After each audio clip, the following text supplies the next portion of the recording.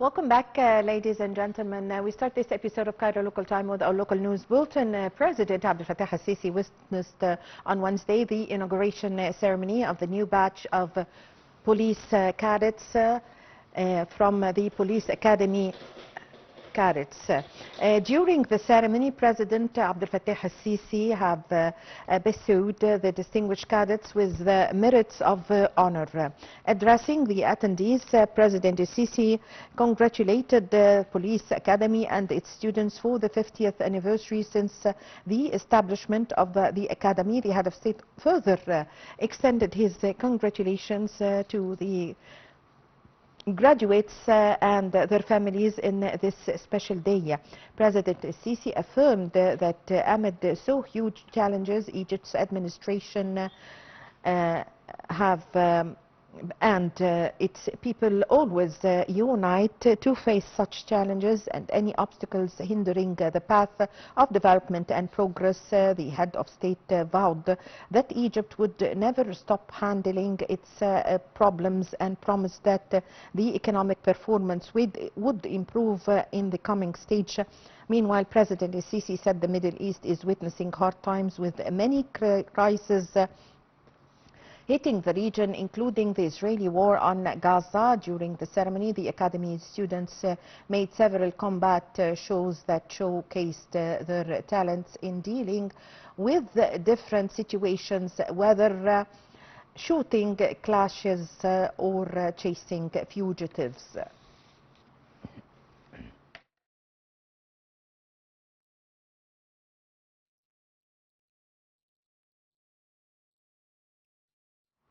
And to shed more light on this, we have the pleasure to have with us over the phone our dear guest, His Excellency Ambassador Raouf Saad, the former Assistant Foreign Minister. Good afternoon, Your Excellency. Good afternoon, Madam. Your Excellency, President Abdel Fattah al-Sisi have delivered a speech today while he was attending the graduation ceremony of a new batch of from the Police Academy cadets, during which he said very important statements during his speech. Among them is the challenges and thanking the Egyptian people and the Egyptian army and police for exerted efforts in facing the challenges. The most important point in the speech by the President today is that the President advised the Israelis and Hamas movement who are negotiating here in Egypt, in Sharm el-Sheikh, to take the opportunity and to grab the chance in order to make an agreement. At the same time, he invited U.S. President Donald Trump, who is the one who suggested this initiative for the negotiations for a ceasefire and exchange of hostages. How did you follow the statements and the speech by the President today concerning this point? Well, this is a very sophisticated process and it needs really time, but let me put it this way.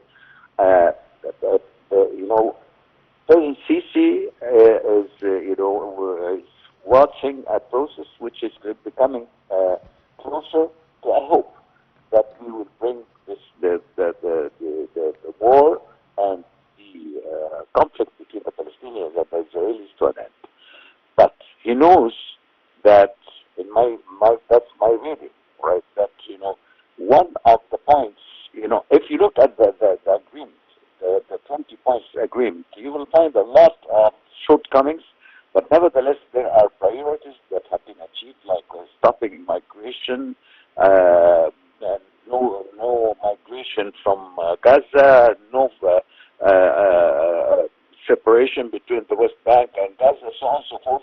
But there are priorities that, what that would remind us with the statement made in the 60s from the late President Habib Bourguiba, when he said, take and ask, khudh wa talib.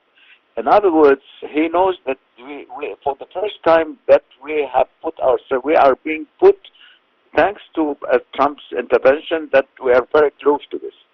So, and again, in my reading, I think that Israel, this, no matter how benefits they are getting from this agreement, but still, this is not Netanyahu's agenda. Netanyahu's agenda is different, and he's still thinking of greater Israel, so on and so forth. So that would lead us to a conclusion or a pre-conclusion that,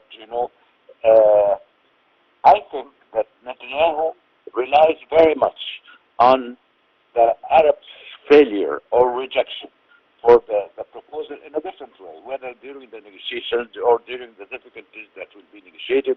And from there on, he can resume his agenda. Okay. The President Sisi, with all due respect to the President, who is a great man that has been giving us, from God, this I would call it a Sisi brand.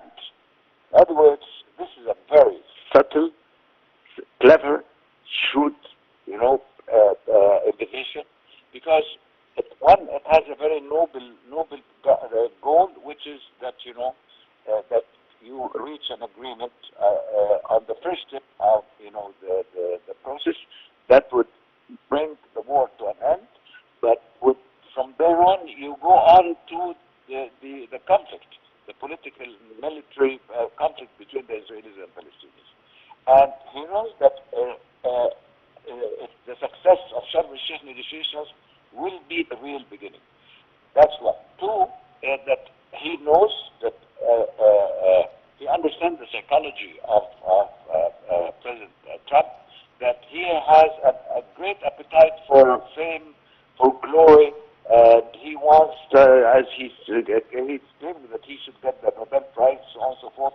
So he is, with this invitation, is feeding this kind of appetite for glory and kind of motivating or even provoking, the president in order to put all the pressure he can on the Israeli side, and he can do it in order to contain any kind of emerging difficulties and get, the negotiations to a safe conclusion. So this is one of the trickiest political moves that has to be studied. This is, that's a new kind of diplomacy that, it looks like an ordinary invitation, but no, it's not an ordinary invitation. It is a very sophisticated one. It addresses the substance of negotiations. It addresses the political considerations of the process. It addresses the expectations of the Israeli position, but it addresses mainly the personal side of the President Trump's character. Thank you very much for your time. Thank you for your valuable information, Your Excellency, Ambassador Raouf Saad, former Assistant Foreign Minister. We really had the pleasure to have this phone with you. Ladies and gentlemen, a short break and I want to be back with you.